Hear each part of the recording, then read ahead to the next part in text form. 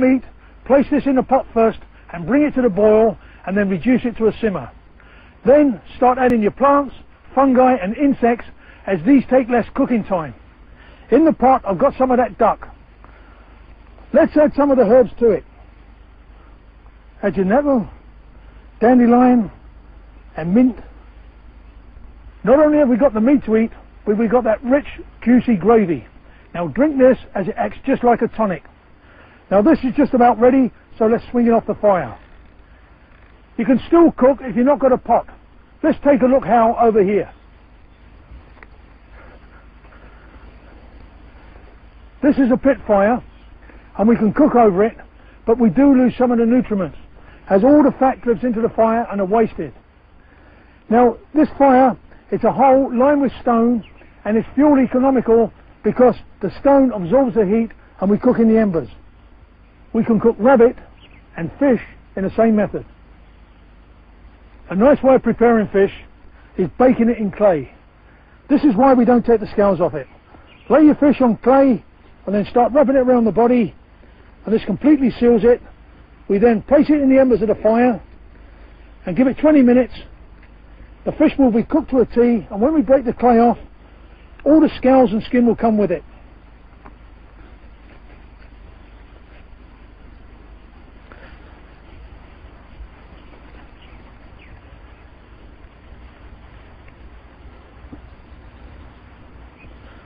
Now she's ready for the embers.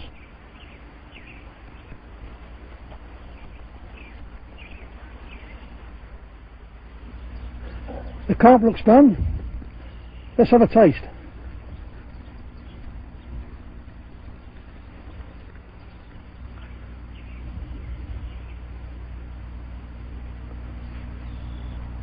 That really is nice.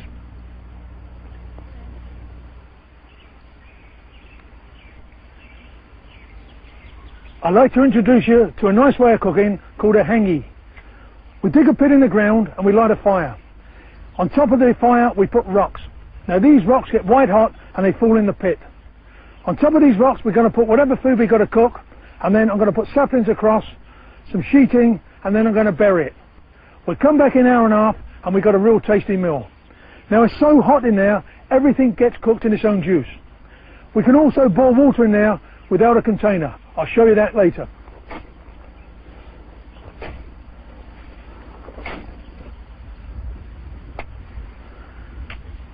Now we sealed the oven, it's acting like a giant pressure cooker.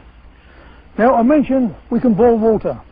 This is a rubber bag and you fill it with water, place this on the stone with your food. In an hour and a half this water will boil. Now because we got indirect heat with no flame and there's water on the inside, this will not burst. So an hour and a half the water will be safe to drink. This is a smoke teepee. This is how we make our jerky. Remember, we take lean strips of meat, they must be fat free, about 1/4 inch thick and as long as you wish. We can also cure fish inside it. We skewer the meat on wire, hang it across the centre, and we have a good hot fire at the bottom, and on top of this we put hardwood leaves, oak being the best. This generates lots and lots of smoke, and it dries the meat and it coats it with smoke, and bacteria can no longer penetrate the meat. Now we must do this for about 18 hours. As long as we keep the jerky dry, it would last indefinitely. Let's take a look inside. Bacteria can only survive in a 3% or more solution of moisture. So what we've done here, we dried the meat so there's no more moisture. We've also coated the meat with a film of smoke which contains chemicals, and this prevents bacteria from penetrating it. So as long as we keep that jerky dry, it will last us indefinitely. Now if I start with a pound of meat and we got 500 calories, by the time I've finished I've got half a pound of meat, but I've still got 500 calories. So it's an excellent survival food. Let's take a look what the hangi's doing. Okay, start by removing the dirt from the middle, otherwise it'll all collapse in. Put it well out the way.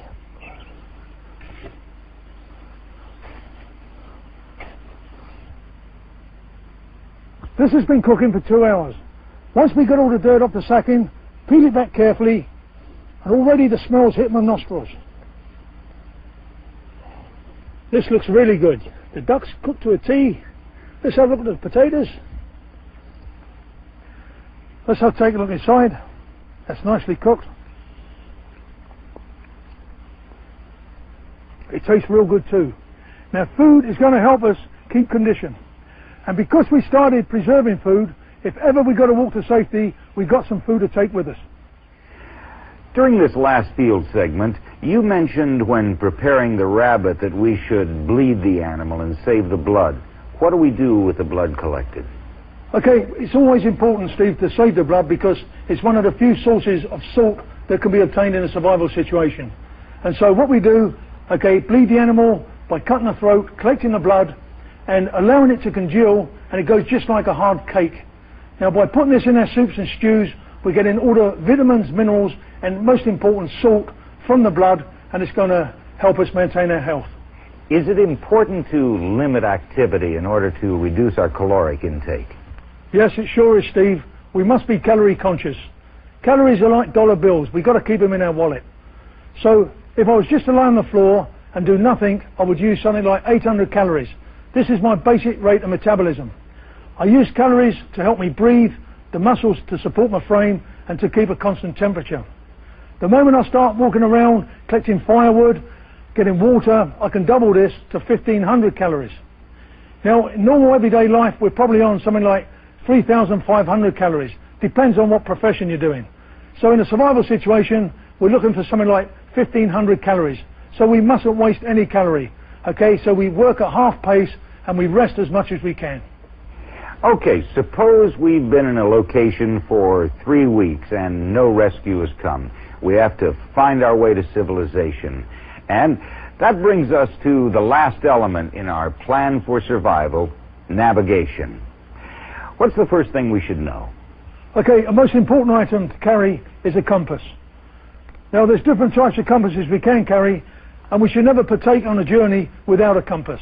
Here we got a prismatic, a silver, and a button compass. What would you do if you lost your compass? Okay, we can still maintain a heading by using what nature gives us. Okay, first we can use the shadow tip method. Now we just take a stick about 1 meter tall and we place it in open ground and we mark the extent of the shadow. Now the sun rises in the east and it sets in the west and the southerly arc. So as it's traversing around the sky, it moves. And so we wait something like 20 minutes and we mark the extent of the second shadow. We then draw a line through the 2 points and this gives us an east-west line. So then we got 90 degrees to this and we get a north-south line. Now also we can use the wind. Now we must know before we set out on any journey things like topographical information, which way the land lies, rivers flow, etc. We should also find out where the particular prevailing wind blows. Now this will give us an indication and we can see how plants are affected by it, and if we know the wind is in a certain direction, the way it sculptures maybe sand dunes or snow drifts, we can also get a direction from that. Now also we can use plants. Now plants get attracted by the sun and all the prolific blossoms and fruit is always on the southern side of a tree. So if we look at a cross section of a tree, okay, we see which is the side with the most leaf on and blossom, and again this is an indication of a direction. Tell me, there's something I've always wondered if it's true. Does moss really grow on the north side of tree trunks? Strictly speaking, no. But the lone tree in the meadow, okay, where it's not influenced by anything else, if there's going to be anything like a shade-loving organism like moss, it will be on the damp side of the tree, i.e. on the north side, because the sun on its travel from east to west always travels in a southerly arc, so the north side is always going to be in the shade. If we needed to, could we make a compass? Yes, we can, Steve. All we need is to take the needle from the survival tin, and we need a power source of at least 2 volts. And then from positive, wrap the needle with 12 coils of an insulated wire back into negative, and what we've done is energize the needle. Now we know if we've done it because we touch it to metal and we can feel it attracting. This is exactly how they make compass needles in a factory.